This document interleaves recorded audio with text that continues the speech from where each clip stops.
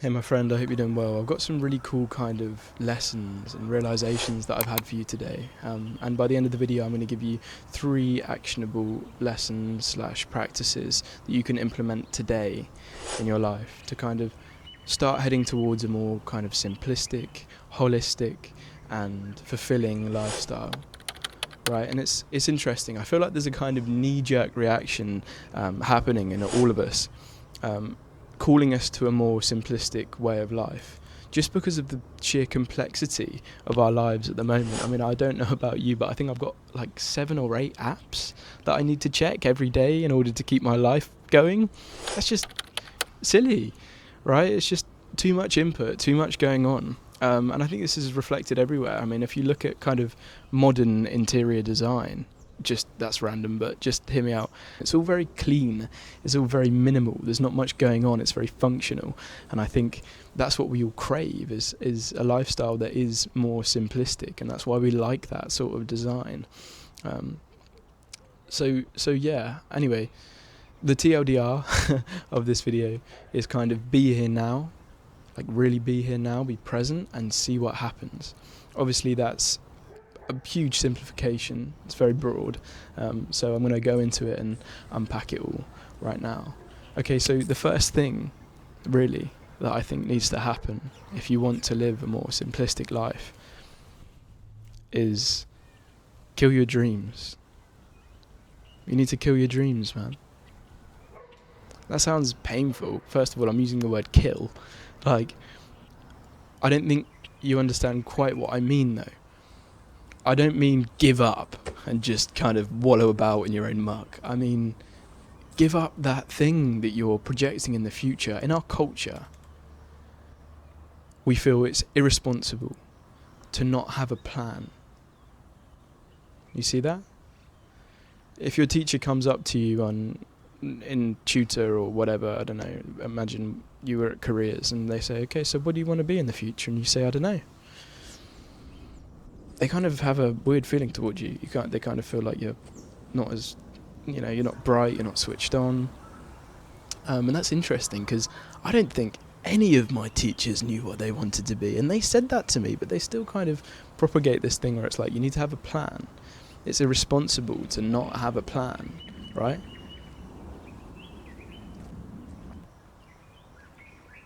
Having a plan is and can be very useful, but what I find about it is it's a very rigid way of thinking, and I mean rigid in the way of cheap plastic, or I don't know, glass, right? It's strong from one angle, but with enough pressure it breaks.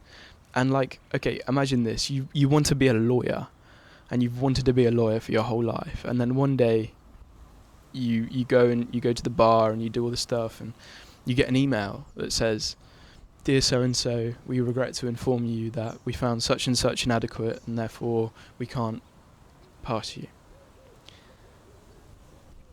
You can feel that, right? If you've got any sort of empathy, that's like, no, that's horrid. Like, this person's dream has just been completely shattered. And that's what happens. This is why it's a rigid way of thinking.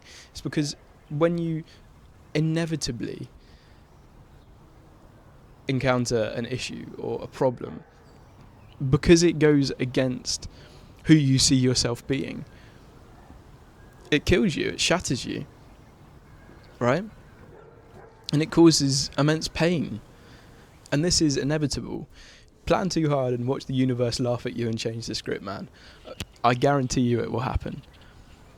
Now, the more kind of strong-minded people amongst you are saying, well, yeah, but that would just make me like try twice as hard next time, wouldn't it? Like, yeah, and like, that's really cool. If you are that person and you can do that, more power to you. That's amazing. It's an admirable quality. However, I need you to be sure in yourself that you're not building your life from a place of bitterness or revenge, because that is not the path to peace. I can promise you that. I'm getting off track. We can talk about that some other time. But yeah, I think having a plan is rigid because you can't use what's going on currently to your advantage.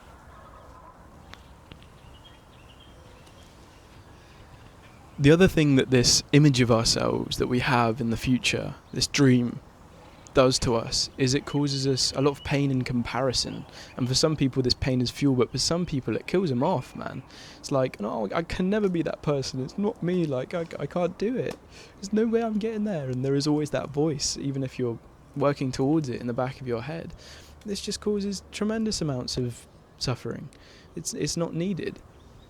It seems to me all the more rational to instead treat life as an adventure. Truly, you don't know where you're going. But that's what makes it really interesting.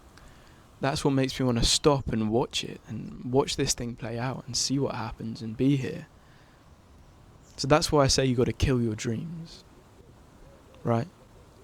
So an actionable step for this is just do something. Do a task. Next time you find yourself, like either comparing yourself to your future self and worrying about it, thinking, I don't know if this is going to happen anymore, it's not looking good. Or you're faced with a problem which stops you from thinking that whatever your dream is will come to fruition. I want you to just do something. Do a simple task. However simple it is, just something. Just do the washing up, man. Just do the washing up. Just put some laundry in the laundry basket. Just make a cup of tea and sit with it.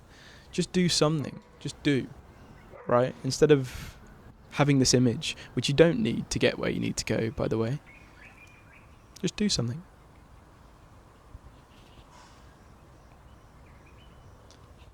And then also watch it. See what happens after you do something. Because I guarantee you, it's getting you closer to where you need to be. Right? You'll be amazed at how quickly things start falling into place when you kill your dreams. Okay, so step 2, own less and see more. We're told, you're probably told by your parents even. Oh, don't fall over. You're probably told by your parents even, less is more, right? That's a complete fallacy. Sometimes more is more and less is just less, right? Obviously. I think what they're trying to get at with this less is more thing is, I don't know, we've all seen it, right? We all kind of have like a secret kind of admiration and jealousy almost for people who can live simplistic lives, people who can live the monastic life, because we know we've got all of this stuff and we still think we need more and we're still not happy, and yet they've got like a robe and a bowl and they're just so at peace and content, so we feel kind of envy. And I'm going to tell you how they do it. It's not by owning less. That's not the trick that they're pulling off in front of you. It's by seeing more. They see properly, right? So you might use this cup, or I might use this cup, and I might drink tea from this cup. But I don't see it. I very rarely stop and look at this thing and really notice it and feel how warm it is in my hand, and really look and think, oh my God, that glass has been made out of sand, which was once rocks. I mean, it's crazy. What they do is they really notice and they really take pride in their possessions, and they become more materialistic, in fact, than you are. People say that we live in a materialistic culture. We have no regard for material whatsoever. We throw away like it's nothing, right? Whereas what these more simple people are able to do is really appreciate the value of an object like this and appreciate where it's come from and what it's in. And they can see the interconnectedness of everything. So if this feels silly to you, this is the wrong channel. I want you to go and find a simple object, right? Just anything. Could be a spoon. Yeah. Could be a cup. Could be a sock.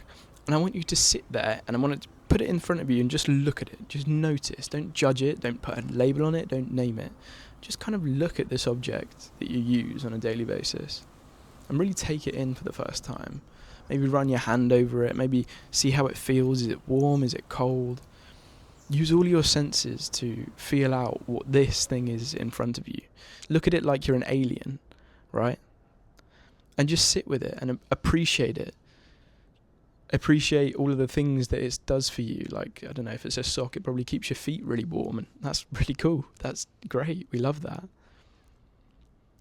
And when you start to do this and you start to appreciate the things you have more, you start feeling like you need less. The hunger starts to alleviate. You're like, yeah, I've already got a cup. I don't need another cup. Why would I need it? I've got this one. It's a great cup. It's my favourite cup. Do you see that? So you're approaching the getting rid of things in a completely wrong way, which is causing you to, I don't know, I used to do this thing where I'd like, no, I'm getting rid of all my possessions, and I'd go away. And then the next week I was like scrolling on Amazon, like, I don't know, I think this one's really cool though. I think I need this one. Like, I know I put it away. I know I threw all those clothes away, but it wouldn't be really cool if I just kind of reinvented my wardrobe a bit, and I just, that's the hunger that's still there. Instead, you need to appreciate what you have more. And that's so cliche, but I've given you a practice in a way you can actually start to do it, right? Which I think is really valuable. The third lesson is the fun of washing up. Washing up is so much fun, right? Do we not share the same opinion? It's great fun. You get this warm water and you run it over the surface and you really get into it. You really, do all this. It's not a boring process if you're with it, but I feel like so many of us are just like watching YouTube while we're washing up. I'm guilty. I do that. I watch YouTube while I wash up, guys. Yeah. But I feel like because we're so distracted, we're not with the process, which makes it laborious. Whereas if we were really with it each time we washed the dish and, we really got into the groove of the movements and look how beautiful, and the patterns the soap makes on the object is incredible. Every moment, you've got to realise this is a little tiny miracle, right? How are you here right now? That's such a miracle. It's such a surprise. I mean, science can barely figure out how it happened, so they could hardly predict it. It's science can barely figure out how it happened. None of them can agree on how we got here even, and we can't predict what's going to happen either. So the fact that we're still here each moment is beautiful. And my third practice is to do that. Next time you're doing a laborious task and you feel like, oh, I've got to do my emails, really feel into it. Really feel every time you touch that keyboard and the noise it makes and what you're saying to people and what that means to you and what it means to them. Really involve yourself in the process instead of just treating it as, oh my God, I'm going to do that again, man. Yeah. I think that's the 3 things that I said that I'd tell you about. Hope you enjoyed. I hope you start implementing these, and I hope you really start to get the value from them and see the beauty of every single moment. Be here now and see what happens, my friend.